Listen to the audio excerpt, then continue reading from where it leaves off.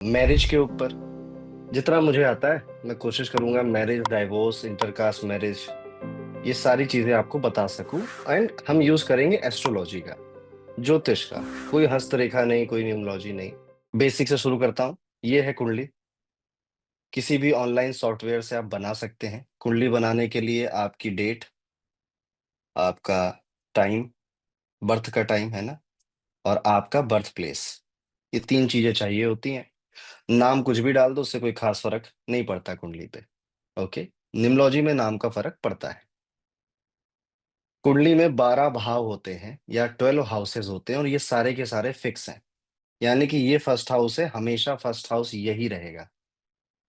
ठीक है, चाहे मेरा हो, चाहे आपका हो, चाहे किसी का भी हो, always this house will be the first house, जहां पर मैंने रोमन संख्या में एक ये लिखा है। एंटी क्लॉकवाइज सारी चीजें इंक्रीज होती हैं एस्ट्रोलॉजी के अंदर, कुंडली के अंदर। तो अगर ये फर्स्ट हाउस है तो ये सेकंड, ये थर्ड, और ये रहा फोर्थ हाउस, फिफ्थ हाउस। और इसी तरह से ये आपका 12वां घर है। 12 ही घर होते हैं, 12 हाउस है। हर एक हाउस अलग अलग चीजों को रिप्रेजेंट करता है। जैसे फर्स्ट हाउस है तो ये क्या रिप्रेजेंट करता है? First house is your personality, thought process, your looks, सोचने का तरीका, सेल्फ। ठीक है। इसी तरह से सेकंड हाउस इज मनी, पैसा, फैमिली, आपकी आवाज, वाणी। थर्ड हाउस रिप्रेजेंट करता है आपके सिबलिंग्स को, भाई बहनों को, आपके हार्डवर्क को, और आपके पड़ोसियों को भी करता है। फोर्थ हाउस रिप्रेजेंट करता है आपकी मम्मी को, आपके सुख को, इसलिए इसे सुख स्थान भी बोला जाता है। Luxury, comfort, property, vehicle, all thing. पांचवा घर है आपके रोमांस का, बड़ा यूज होगा आज की चैप्टर, आज की क्लास में इसका। Romance, romantic affairs. किसी के एक होते हैं, किसी के कई होते हैं, किसी के एक भी नहीं होते। तो जब प्यार, मोहब्बत, इश्क, आशिकी, बाबू सोना यहां तक चल रहा है, तब पांचवा घर है। ठीक है। यानी कि शादी नहीं हुई है, उससे पहले के जितने रिलेशनशिप हैं आपके अपोजिट जेंडर के साथ, मोस्ट प्रोबेबली वो पांचवा घर है, रोमांस। छठा घर क्या है? छठा घर थोड़ा बीमारियों का है, दुश्मनों का है, कर्ज का है, रोग ऋण बोलते हैं। सातवां घर ये है, यहाँ पे देखो लाल रंग से बनाया भी है। Seventh house house for marriage, partnership, business partnership भी यहीं से देखते हैं, और लाइफ पार्टनर को भी यहीं से देखा जाता है, सेवेंथ हाउस। एट्थ हाउस ज्योतिष का है। एट्थ हाउस दुख और दर्द का भी है, इसीलिए ज्योतिष सीखते हैं तो दुख दर्द दूर हो जाते हैं। ठीक है, एक ही चीज मिलेगी ना एक हाउस से। एट्थ हाउस सडन इवेंट्स का भी है, आपके ससुराल का भी है। ये फादर, भाग्य, धर्म। टेंथ हाउस आपका करियर, प्रोफेशन। इलेवेंथ हाउस आपके गेन्स, प्रॉफिट, अचीवमेंट, आपके दोस्त, आपके रिश्तेदार। 12वां घर है खर्च का, विदेश में सेटल हो जाने का, स्पिरिचुअलिटी का। तो ये हर एक हाउस का एट्रीब्यूट है। क्या हाउस चेंज होते हैं? आंसर है नहीं, नहीं होते, फिक्स रहते हैं। यानी कि हमेशा पर्सनालिटी यहीं से देखी जाएगी, और हमेशा मैरिज सेवेंथ हाउस से देखी जाएगी। अभी मैंने थोड़ी देर पहले आपको बताया कि जो प्यार मोहब्बत की बातें हैं बाबू सोना, that is fifth house. Marriage है सेवेंथ हाउस। लेकिन अभी एक कॉमन सेंस का सवाल। किसी की एक शादी टूट गई क्योंकि उसका सेवेंथ हाउस खराब था। अब वो दूसरी शादी भी करेगा तो टूट जाएगी ना, क्योंकि सेवेंथ हाउस तो खराब है। नहीं, ऐसा नहीं होगा। ठीक है। फर्स्ट मैरिज सेवेंथ हाउस है। सेकंड मैरिज अगर किसी की देख रहे हैं तो नाइन्थ हाउस है। तीसरी मैरिज देख रहे हैं तो इलेवेंथ हाउस है। चौथी देख रहे हैं तो मत देखो, वो व्यक्ति बहुत आगे निकल चुका है जीवन में। ठीक है, वो अब राजा के खानदान से आता है, रहने दो, लीव इट। सो इस तरह से वैसे चौथी मैरिज फर्स्ट हाउस हो जाएगी आपकी। तो दो दो हाउसेस आगे बढ़ता चला जाता है। अभी हम जितने भी रूल्स सीखेंगे आज, ये सेवेंथ हाउस को कंसीडर करके सीखेंगे। पर अगर कोई व्यक्ति आपको मिलता है जिसकी पहली मैरिज हुई, खत्म हो गई है, वो दूसरी के बारे में बात कर रहा है, तो वही सेम एग्ज़ैक्ट रूल्स आप बस 7th हाउस को रिप्लेस करके 9th हाउस में लगा देना, ठीक है? तो उसकी दूसरी मैरिज के लिए वो रूल्स काम करने लगेंगे और तीसरी के लिए आप 9th हाउस को छोड़कर 11th हाउस में लगा देना, ओके? यहाँ तक क्लियर है सब? यहाँ तक ओके हैं सभी लोग? अभी जब आप ये कुंडली अपनी ओपन करोगे, ये कुंडली एक ऐप है होरोकॉस्मो, ये हमारा बनाया ऐप है, आप डाउनलोड कर सकते हो, उसमें एग्ज़ैक्टली ऐसी कुंडली बनकर आती है। यहाँ पर आपको हर एक हाउस में, जैसे ये फर्स्ट हाउस है, नंबर क्या लिखा है? 6 नंबर लिखा है, 7 नंबर लिखा है। तो हम कन्फ्यूज़ हो जाते हैं कि ये जो नंबर लिखा है ना, ये हाउस का नंबर लिखा है, जबकि ऐसा नहीं है। ये नंबर राशियों का नंबर है। मेष, वृषभ, मिथुन, कर्क, सिंह, कन्या, सुना होगा आपने। ये उन राशियों के नंबर होते हैं। तो हम यहाँ पे कहेंगे कि फर्स्ट हाउस में 6 नंबर की राशि है।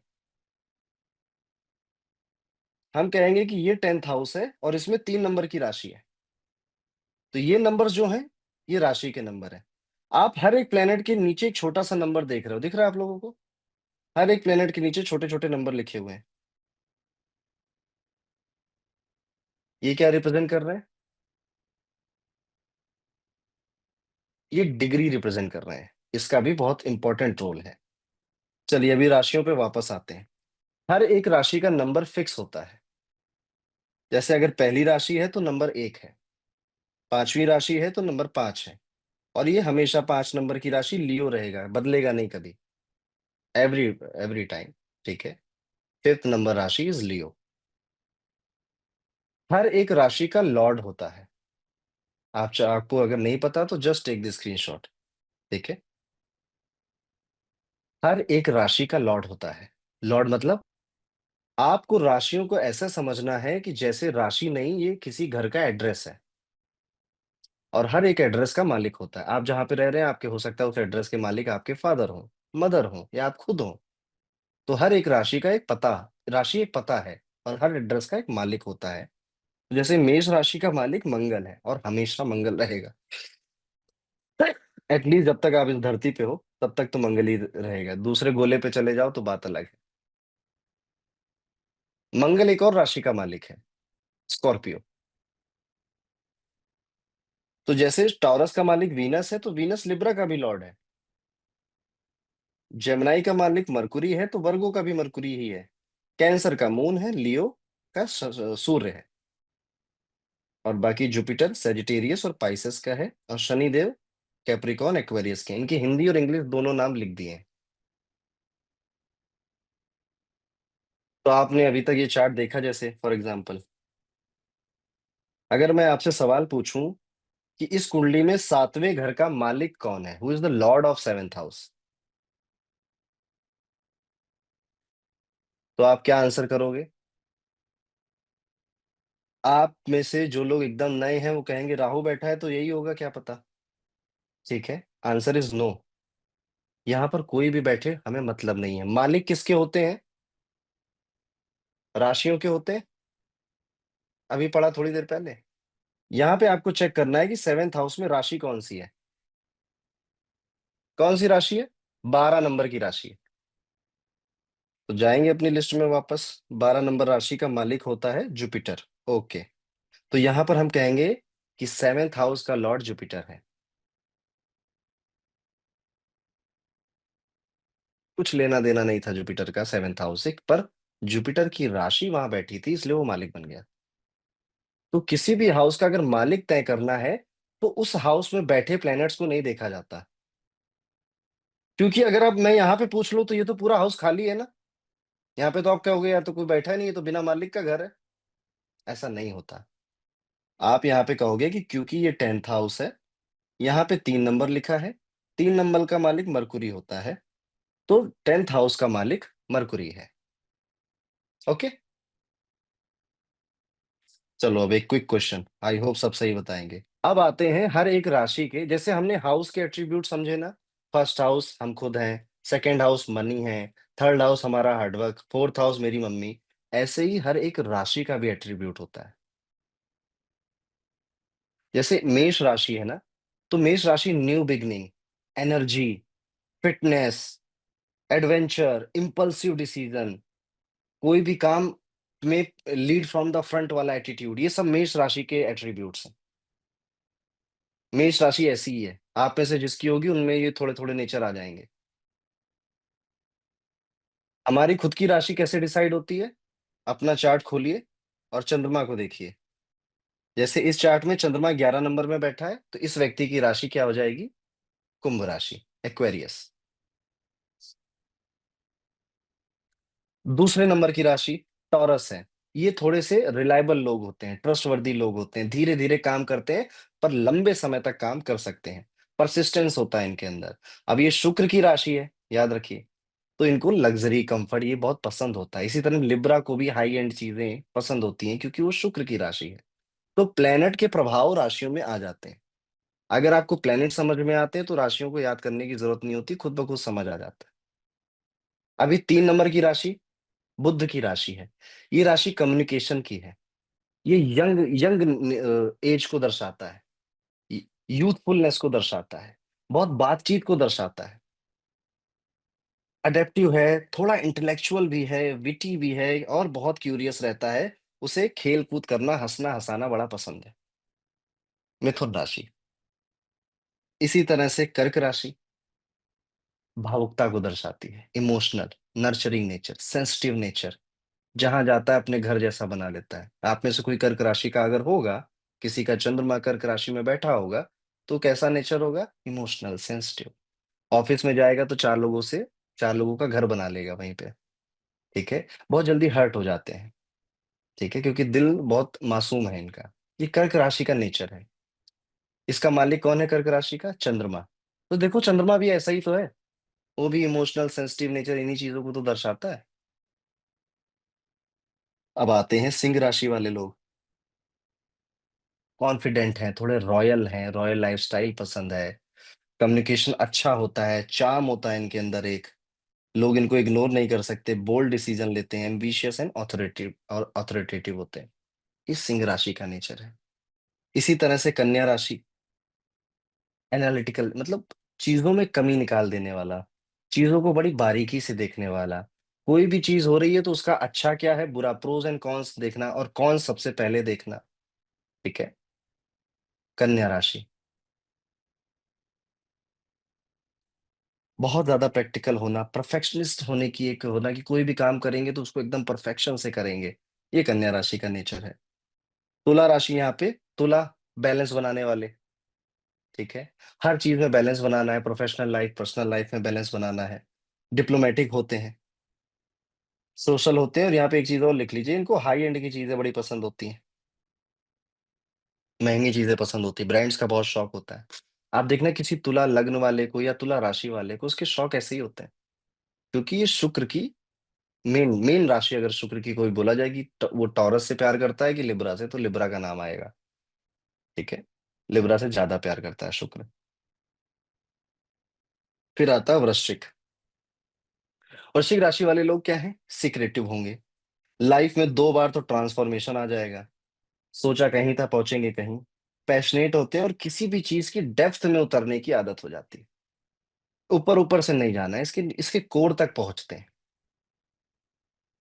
इंटेंस होता है ये राशि। ये ऐसी राशि भी है, बहुत अच्छी राशि नहीं है वृश्चिक, ठीक है? ज्योतिष की टर्म में, ओके? पर क्या हम ये कह देंगे कि अच्छा जेमिनी वाले का तो कम्युनिकेशन स्किल तो अच्छा होगा, वर्गो वालों का बहुत खराब होगा? अरे नहीं, at the end of the day बुध ही उनको रूल कर रहा है। कैप्रिकॉर्न डिसिप्लिन्ड है, एम्बिशियस है, पेशेंट है, प्रैक्टिकल है, रिस्पॉन्सिबल है।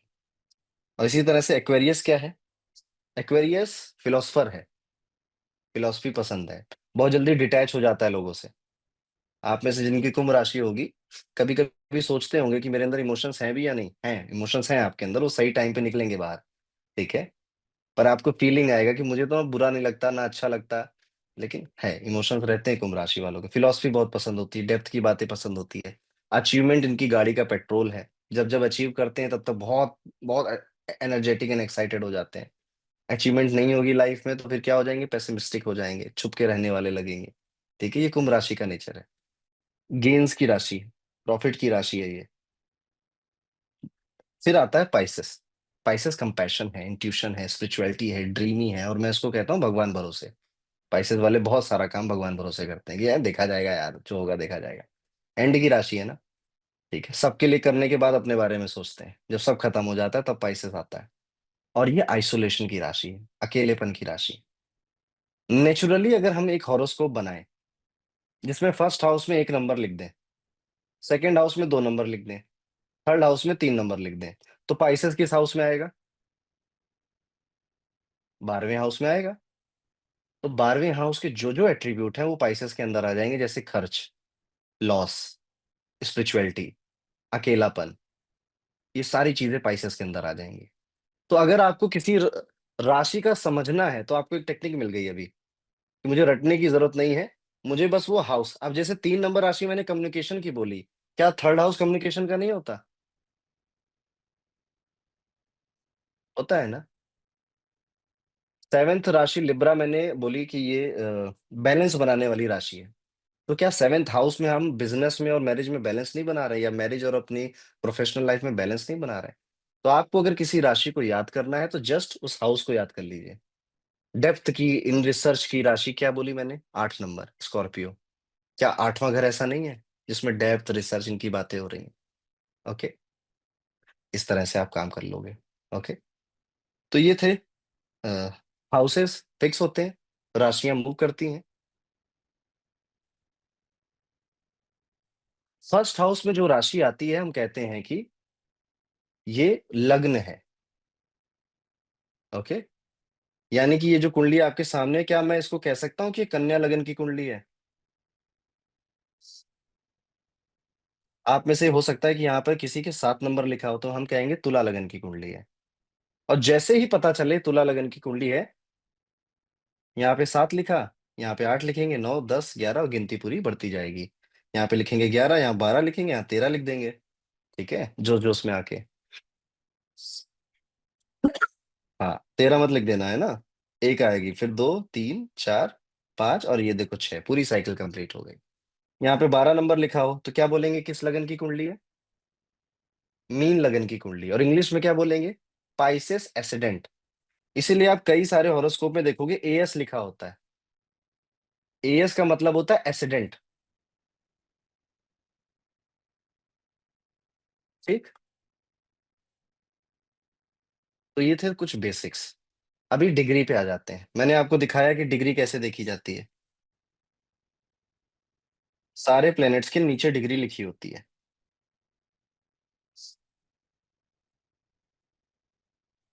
जैसे यहाँ पर एक चार्ट भी कई ऐप में आएगा, ये होरोकॉस्मो का स्क्रीनशॉट है। तो इसमें लिखा है कि मून एक्वेरियस में 8 डिग्री का है। तो आप जब चार्ट में मून को देखोगे तो भी आपको वही मिलेगा कि मून है, एक्वेरियस में है, और 8 डिग्री का है। तो ये क्या है कि ये चार्ट के फॉर्म में था, इसी को हमने टेबल फॉर्म में लिख दिया। सेम वही सेम चीज है, कोई डिफरेंस नहीं। ओके, अभी आप सबको एक काम करना है। एसिडेंट को हटा दो, राहु केतु को हटा दो। कितने प्लेनेट बचे? 2 प्लेनेट तो हम ले गए, राहु भी ले गए, केतु भी ले गए, तो 7 बचे। 9 ही तो होते हैं। कोई ऐसा तो नहीं किसी कुंडली में 9 से ज्यादा हो? कि मैं ही एक ग्रह हूँ पंडित जी, बैठा हूँ 8वें घर में। 7 बचे। इन 7 में से सबसे छोटी डिग्री वाला बताइए, आपके एग्जाम्पल में कौन, इस स्क्रीन में कौन सा दिख रहा है आपको? द स्मॉलेस्ट डिग्री किसकी है? आई थिंक वीनस की है। यहाँ पे मार्स भी 6 डिग्री का है, पर वो 6 डिग्री 75 मिनट। ठीक है, जो कि होता नहीं है, 15 होगा इस, या कुछ 55 होगा यहाँ पे, आई गेस। ठीक है।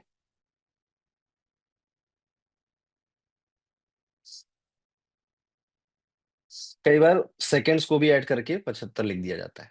तो आई होप सबको अपना सबसे छोटा डिग्री आ गया होगा। वो sun, moon, Mercury, Venus, Saturn, Mars, Jupiter, इनमें से ही कोई एक होगा। ओके, इस सबसे छोटी डिग्री वाले प्लेनेट को हमने क्या बोला ज्योतिष की भाषा में? दर कारका। दर का मतलब होता है स्पाउस, कारका का मतलब होता है एट्रीब्यूट। स्पाउस के बारे में बताने वाला या स्पाउस का कारक। स्पाउस मतलब हस्बैंड या वाइफ। सो अगर हमें किसी व्यक्ति को ये समझाना हो कि उसकी शादी किस तरह के इंसान से होगी, तो हम क्या बोलेंगे? हम क्या देखेंगे कुंडली में? हम उसकी कुंडली उठाएँगे और सबसे छोटी डिग्री वाला प्लैनेट देखने लगेंगे और उसको बता देंगे। चलिए थोड़े एग्ज़ाम्पल करके देखते हैं। अच्छा, ये जो दरकारका का कॉन्सेप्ट है, ये पराशर ज्योतिष का नहीं है। ये एक एस्ट्रोलॉजी होती है जो कि मिडल इंडिया और साउथ इंडिया में बहुत फॉलो होती है, दैट इज़ जैमिनी एस्ट्रोलॉजी। शायद आपने सुना हो, शायद आपने ना सुना हो, ठीक है? ये कॉन्सेप्ट वहाँ से चोरी करके लाए हैं आज आपको पढ़ाने के लिए। कैसे पता चलता है? राहु केतु को एक्सक्लूड कर दो जो सबसे छोटी डिग्री वाला है। दर का मतलब स्पाउस, कारक का मतलब सिग्निफिकेटर। इस कुंडली को आप देखिए, सबसे छोटी डिग्री वाला प्लैनेट बताइए कौन-सा है?